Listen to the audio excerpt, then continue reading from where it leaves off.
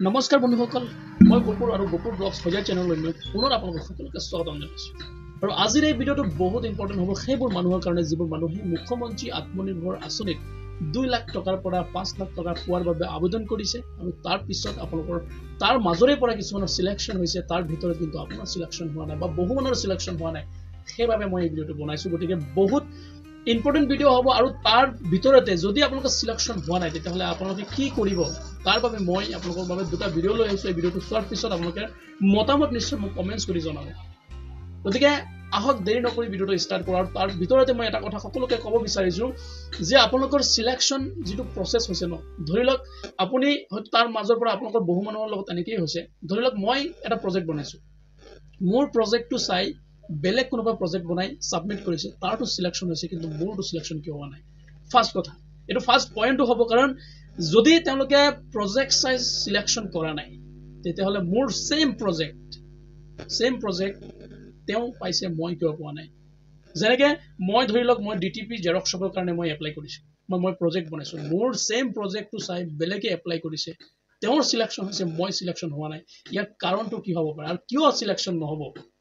গতিকে এইটো এটা ডাঙৰ প্ৰশ্ন। গতিকে আহক দুটা ভিডিঅ'ৰ জৰিয়তে আপোনালোকৰ যিটো কনফিউজন আছে হয়তো এই কনফিউজনটো দূৰ হৈ যাব। ফাইনেলি আপোনালোকে কি কৰিব, টকাটো আপোনালোকৰ আগৰ যিটো আপোনালোকে ইণ্টাৰভিউ দিছে বা প্ৰজেক্ট সাবমিট কৰিছে সেই প্ৰজেক্টত আপোনালোকৰ হৈ যাব নেকি, নে পুনৰ এপ্লাই কৰিব লাগিব? আহক এই ভিডিঅ'টো লাষ্টলৈকে চাব। আৰু দুটা ভিডিঅ' লৈছোঁ আৰু 75,000 মানুহ যিবোৰ মানুহ পোৱা নাই সেই মানুহবোৰে টকাটো পাবনে নাই, সেইবাবে মই এই ভিডিঅ'টো বিশেষভাৱে বনাইছোঁ। গতিকে আহক ভিডিঅ'টো লাষ্টলৈকে চাওঁ, পিছতে আপোনালোকৰ মতামত নিশ্চয় মোক কমেণ্টছ কৰি জনাব। 25,000 ল'ৰা ছোৱালীক 2 লাখ টকাৰ অনুদানৰ বাবে নিৰ্বাচিত কৰিছোঁ। 1 লাখ টকা ৰাজ সাহায্য হিচাপে পাব আৰু 1 লাখ টকা তেওঁলোকে 3 বছৰ গেপ দি পৰৱৰ্তী 5 বছৰত সৰু ইনষ্টলমেণ্টৰ জৰিয়তে উভতাই দিব লাগিব আৰু চৰকাৰক তাৰ বাবে কোনো সুদ বা ইণ্টাৰেষ্ট দিব নালাগে। আজি আমি 25,000 ল'ৰা ছোৱালীক প্ৰথম বেটছটো 75,000 নিৰ্বাচনৰ বাবে নিৰ্দিষ্ট সময়ত আমি বাকী 75,000 ল'ৰা ছোৱালীকো এই আঁচনিৰ অধীনত আনিব পাৰিম। আত্মনিৰ্ভৰ যিয়ে পালি বাকীখিনি ওলাব নৱেম্বৰৰ 3 তাৰিখে। আৰু আমি ৰিএপ্লাই কৰিব লাগিব নে মেম? ৰিএপ্লাই কৰিব লাগিব, পুৰণা এপ্লাইটো নহ'ব। তো ফাইনেলি আপোনালোকে সুধিছে, কিন্তু ইয়াত দুটা টাইপৰ হৈ গ'ল।